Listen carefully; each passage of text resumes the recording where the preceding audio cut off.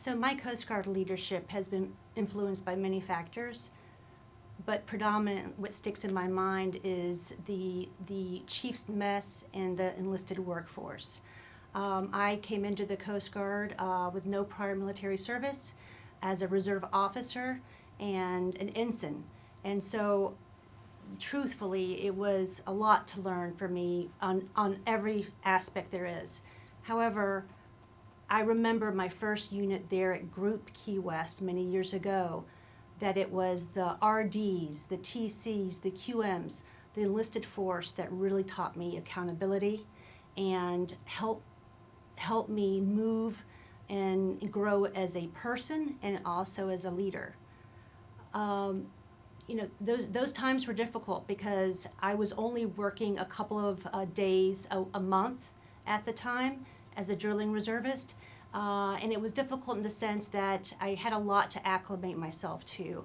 And knowing that I would go to work once a month for 2 days and see these faces that cared about the mission that we were doing in Key West, particularly in the operations center, high up tempo, a lot of detail oriented.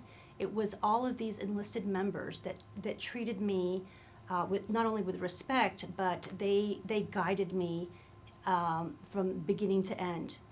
One of the story that comes to mind most, though, of all my career is how I leaned on the chief's messes with Senior Chief John Royal.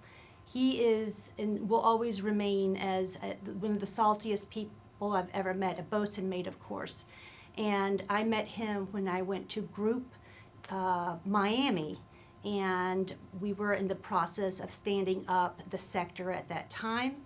And he basically brought me on for a couple of years of active duty to help stand up the sector command center. Again, a really transformational time for the Coast Guard. So a lot of moving parts, a lot of things to do, expertise needed. And so he was able to harness what I had done in Key West and bring it to Miami. But most importantly, what he taught me was tenacity. And he taught me how important it is to make decisions. It's okay to make a decision if you don't have all the information, but it is not okay to be indecisive. And he literally would correct me in a nice, respectful way in private and say, hey, the road you're going down is I don't know, not the right road. But in essence, Senior Chief Royal, what he did for me was teach me the power of humility, the power of making a decision and standing by your decision if it's the wrong decision, and to be willing to learn and move in another direction. So I credit that to him in particular. And faith. What I've learned with the Chief's Mess overall is to have faith in them. They have a perspective that is different than mine, and I would argue different than almost all officers.